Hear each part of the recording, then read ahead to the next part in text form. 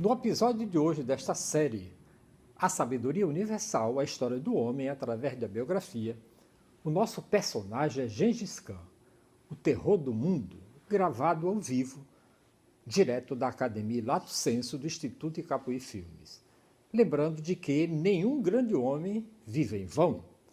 A história da humanidade não é mais do que a biografia dos grandes homens e das grandes mulheres. E eu sou Jonas Luiz da Silva, de Icapuí.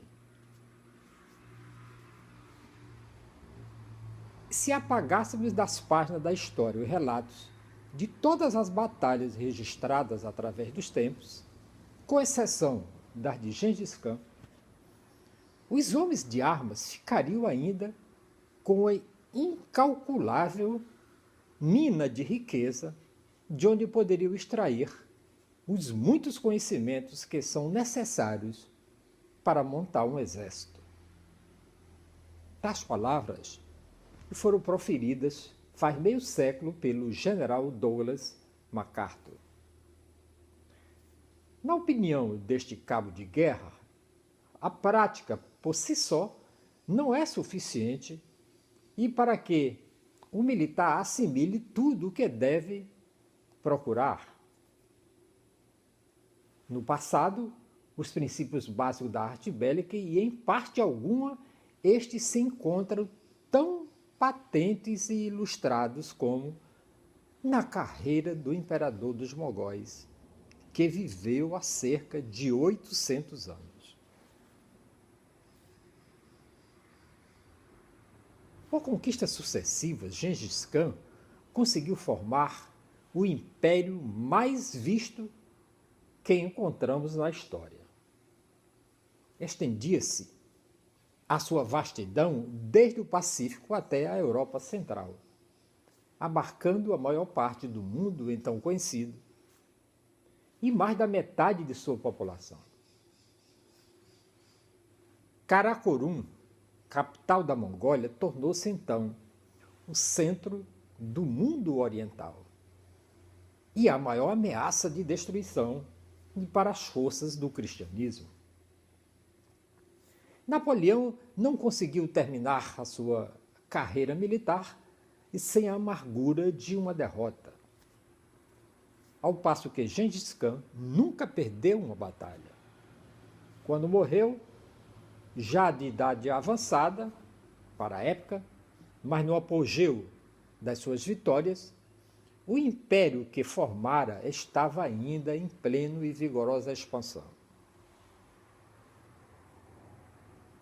Tanto César como Alexandre Magno ficaram devendo os seus triunfos, em grande parte, aos predecessores que haviam aperfeiçoado a legião romana e a falange macedônica. O imperador mongol teve de criar ele próprio a sua máquina de guerra. Os seus exércitos tiveram de enfrentar quase sempre forças muito superiores em números. E até é provável que nunca tenha conseguido reunir mais de 200 mil homens no campo de batalhas. Mas esse fato não obstou a que tivesse esmagado com aquela pequena força vários impérios de muitos milhões de habitantes. Foi provavelmente o soldado mais bem-sucedido de toda a história da humanidade. Gengis Khan significa o soberano poderosíssimo. Foi ele quem escolheu este epiteto, pois durante vários anos se chamou Temujin, seu verdadeiro nome. Temujin, aos 13 anos, perdeu o seu velho pai, envenenado pelos inimigos. Nessa idade, devido à sua grande força e estatura, tinha já aspecto de homem. Era capaz de cavalgar um dia inteiro e de disparar um arco pesadíssimo.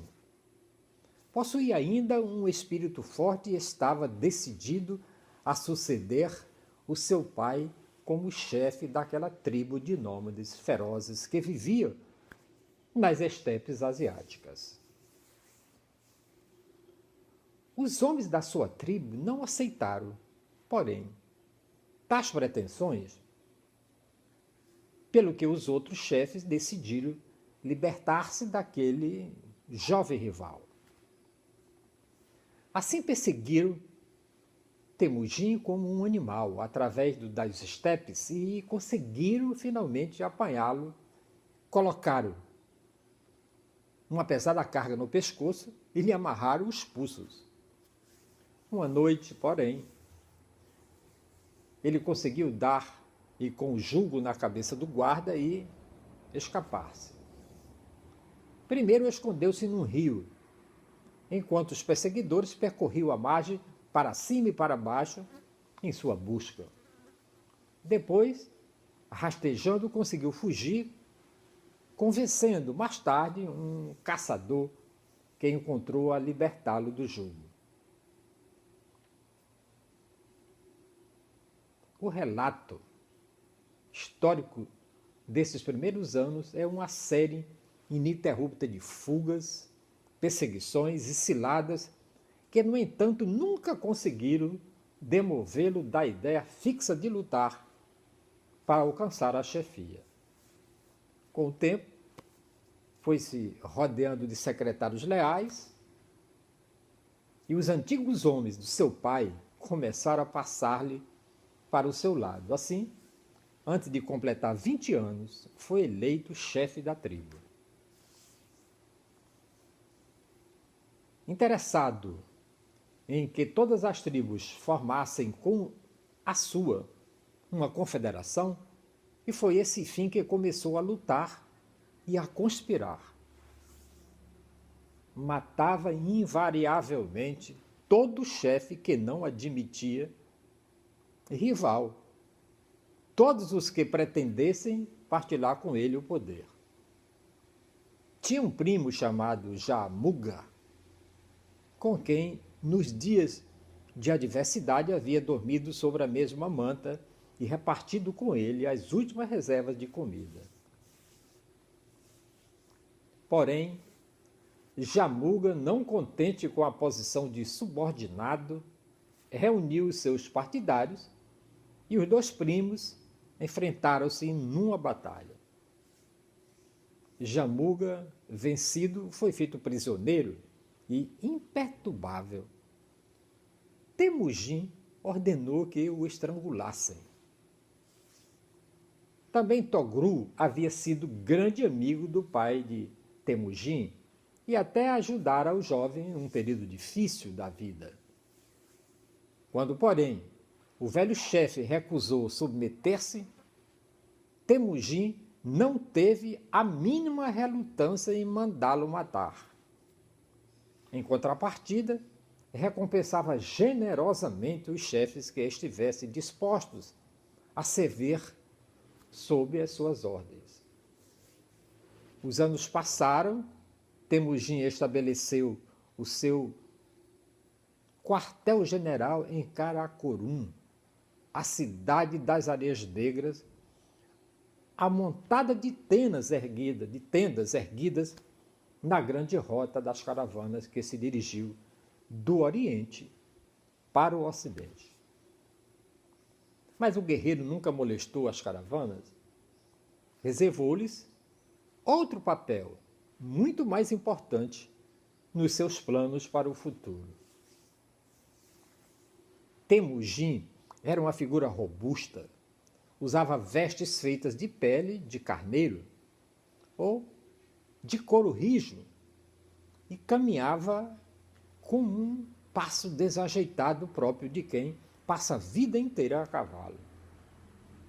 A pele de sua cara, coriácea e sulcada de profunda ruga, relumbrava uma gordura natural que o estendia e o defendia do frio e do vento cortante. É provável que tenha passado anos inteiros sem tomar um banho sequer. Os olhos bastante distanciados e vermelhos de pó brilhavam com uma intensidade feroz sobre uma forte fronte indeclível. Falava pouco e, geralmente, só depois de alguma meditação. Aos 50 anos, Temujin havia fundido as tribos da Ásia Central numa só hoste, do qual era o único chefe. O seu nome propagou-se através dos estepes, mas talvez a história nem falasse dele, e se alguma flecha inimiga mal intencionada o tivesse atingido e posto fim aos seus dias, os seus feitos mais extraordinários ocorreriam nos últimos 16 anos de sua vida. Temujin havia construído uma máquina militar para conquistar o mundo e dispunha-se agora a utilizá-la.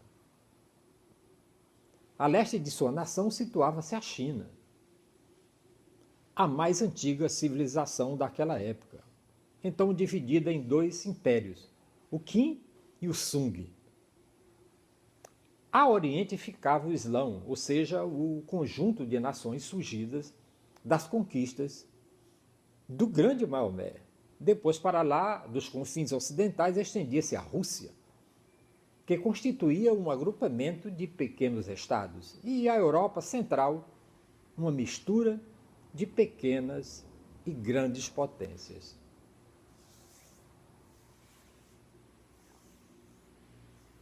Primeiramente, Gengis Khan atacou a China, abriu caminho através da Grande Muralha e lançou as suas colunas para os vastos territórios de Qin, o Império do Norte. Tomou a capital Yanqing e obrigou o imperador a fugir. E foi uma verdadeira derrota para os chineses. 3 anos depois, Gengis Khan voltou-se para o Ocidente.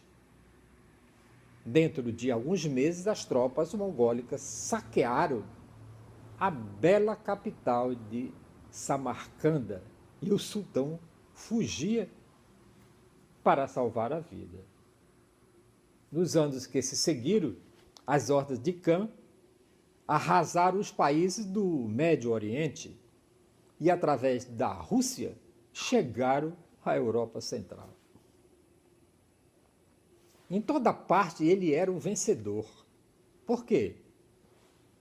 Gengis Khan possuía, na verdade, uma vontade indomável, uma energia física impetuosa, um caráter violento, um destemido vingador. Mas a razão da sua grandeza sobrepunha-se a tudo isso. É que Gengis Khan conseguia passar por cima de todas as tradições e via os problemas do tempo com um prisma totalmente novo. Fazia uso de todos os métodos, armas, técnicas possíveis, mas adaptava à sua maneira e aos seus objetivos. Foi o primeiro a organizar uma nação com um objetivo único: empreender guerras. Assim, há 800 anos, ele concebeu a guerra total, algo que muitos supõem ser um conceito moderno. Nos cavalos e cavaleiros mongóis, Khan encontrou uma esplêndida matéria-prima. Os cavalos que não conheciam o cansaço conseguiu passar, por vezes, 3 dias sem beber água e sabiam encontrar alimento nos sítios mais inverossímeis. Chegava a escavar com as patas a neve e o gelo, em busca de algum resto de erva seca. Os cavaleiros eram também capazes de permanecer 1 dia e 1 noite na cela, dormir sobre a neve, se tal fosse necessário, e avançar com igual impetuosidade, mesmo mal alimentados. Aprendiam a pelejar desde os mais tenros anos e a manejar o arco logo que começaram a dizer as primeiras palavras.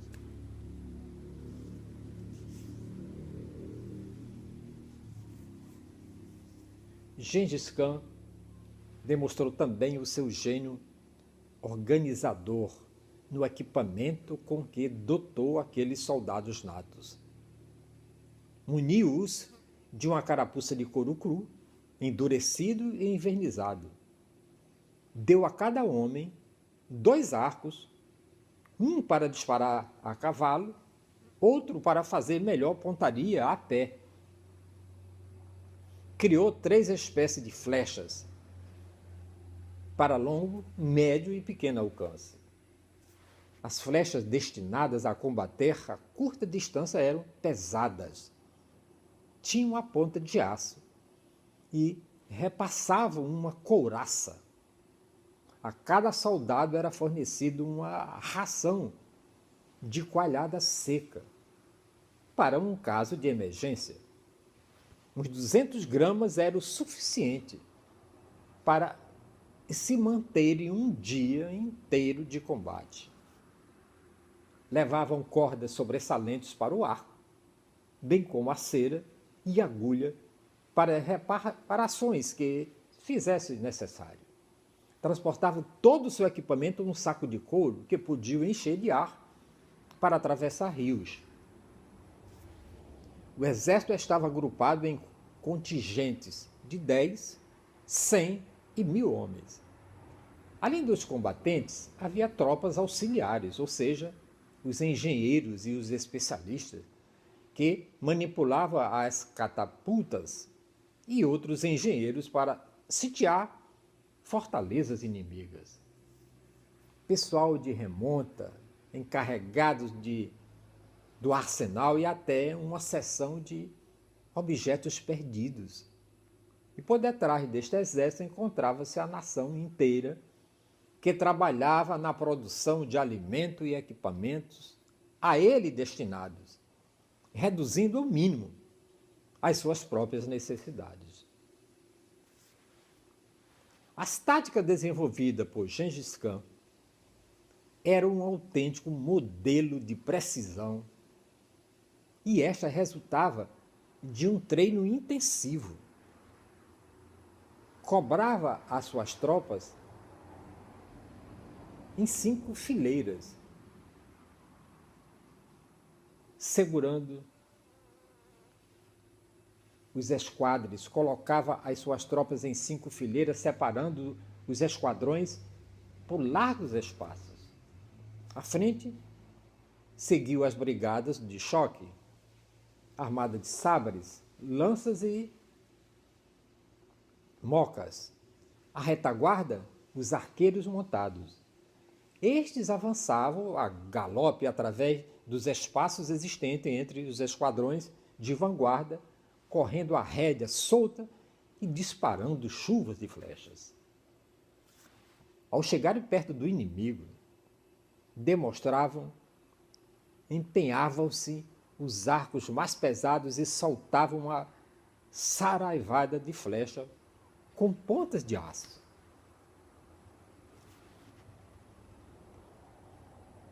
A eficiência de ataque estava na intensidade de concentração de disparo, técnica desconhecida até então.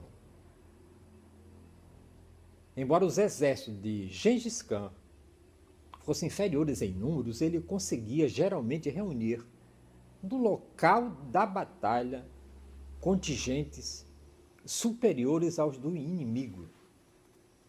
Sabia muito bem como dividir as tropas do adversário e concentrar as suas. Era mestre em lograr o inimigo apresentando-se inopinadamente no local quando era esperado em outro. Ganhava a maior parte das batalhas atacando pelos flancos, em vez de o fazer na frente, pois este sistema garantia-lhe menor perda de vidas. Nas suas campanhas, baseada na grande mobilidade e velocidade imprimidas, as colunas velozes penetravam nos exércitos inimigos, dividindo-os em muitas partes para depois as destruírem uma a uma. Passava pelas fortalezas altamente defendidas, ignorando-as. Mais tarde, elas acabavam por tombar e cair em seu poder. Algumas das batalhas de Gengis Khan e foram ganhas mercê da auréola de lisonja criada à sua volta e sem que um único soldado chegasse a ser enviado para a frente de batalha. Nenhum outro chefe foi superior àquele bárbaro que não sabia ler nem escrever, mas na arte de fazer uso das palavras como se elas fossem armas. A sua quinta coluna eram os mercadores das caravanas que eu falei no começo desta transmissão. Servia-se deles para contratar os agentes dentro do território que projetava conquistar. Estudava a geografia, a política e o povo do país inimigo. E procurava os elementos descontentes e conseguia aproveitar-se das dissidências. Os seus espiões no Islão informaram de que a mãe do sultão tinha ciúmes do próprio filho. Gengis Khan aderiu-lhe então uma carta em que, fingindo dar resposta a outra, por ela escrita, agradeceu muito a oferta de seu auxílio. Arranjou também maneira de fazer com que o mensageiro caísse em poder do sultão. E quando as forças de Gengis Khan entraram no país, encontraram à beira da guerra civil. Fim de uma égua, né? Ele subornava igualmente os políticos desonestos. Tinha políticos desonestos desde o começo do mundo. Os seus agentes descobriram que o ministro da guerra chinesa se tinha apropriado de fundos públicos. E quando a notícia se difundiu, originou uma crise política, precisamente no momento em que os mongóis se preparavam para atacar. Metodicamente servia-se da propaganda como arma de terror. Tinha costume de relatar aos países que planejavam invadir os horrores que já havia infligido a todos aqueles que tinham ousado desistir e resistir ao grande Khan. Submeter-se, o ser morto era a sua advertência. Porém, se o inimigo se submetia, ele aniquilava de igual modo, de qualquer maneira. O bicho era um filho de uma égua. Dentro do seu próprio país, utilizava também e habilmente a propaganda para elevar a moral das tropas. Exaltava a profissão de soldado e fez com que a nação aceitasse como manifesta naturalmente o fato de todos trabalharem para manter os guerreiros no campo de batalha.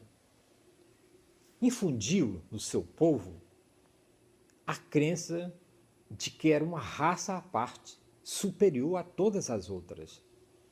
Para ele, o terrorismo equivalia a uma espécie de procedimento político, frio e calculado.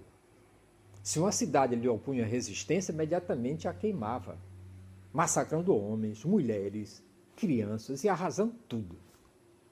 Quando o seu exército se retirava, costumava deixar alguns dos seus homens e um punhado de prisioneiros oculto entre as ruínas. Depois ele obrigava estes a percorrer a cidade gritando que os mongóis já haviam partido. E assim, e quando os poucos habitantes que haviam escapado emergiam dos esconderijos, eram imediatamente abatidos. Por fim, e para evitar que alguns se fingissem de morto, ele mandava decapitá-los. Só numa cidade foram mortos 500.000 pessoas. Este foi a formidável máquina de guerra com que Gengis Khan aplacou o seu insaciável desejo de expansionismo. Ele morreu numa das suas campanhas em 1227 e contava então 66 anos, quando se encontrava no apogeu do seu poder. Após a sua morte, a máquina continuou rolando. Os seus sucessores tornaram-se ainda os senhores da Ásia e penetraram depois na Europa sem que ninguém os pudesse deter. O poder mongólico mantinha-se ainda insaciável no reinado de Kublai Khan, neto de Gengis Khan. Decaiu apenas quando sustentava as mãos débeis de alguns descendentes de Kublai Khan. Hoje, os mongóis não são mais do que um grupo insignificante de tribos nômades. Karakorum desapareceu sob as areias movedizas do deserto Gobi. E até o seu nome já quase de todo se apagou da memória dos homens. Mas para além do nome de Gengis Khan, as suas grandes concepções sobre as necessidades imutáveis da guerra, tal como o general MacArthur salientou, não estão esquecidas. Separada das práticas monstruosas, das carnificinas, do barbarismo e da crueldade, elas manifestam-se como sementes de uma verdade eterna. É tão perigoso esquecê-la nos tempos modernos como era há 800 anos atrás. No próximo episódio da série O Saber Universal, a história do homem, através da biografia, o nosso personagem será Thomas Alva Edison. E a sua vida incansável. Lembrando de que nenhum grande homem vive em vão. A história da humanidade não é mais do que a biografia de grandes homens e de grandes mulheres. E eu sou Jonas Luiz da Silva, de Capuí. Eu vou mais uma vez lhe agradecer por você estar nos acompanhando por meio do nosso canal no YouTube Jardim do Ad TV. Deixe um comentário, recomende a um amigo, porque nós temos ainda uma grande jornada pela frente. Todos os dias, todas as manhãs, durante o restante dos 50 anos de minha vida, eu pretendo gravar um vídeo sobre o saber universal. Eu sou Jonas Luiz da Silva de Capuí. Muito obrigado. E até a próxima.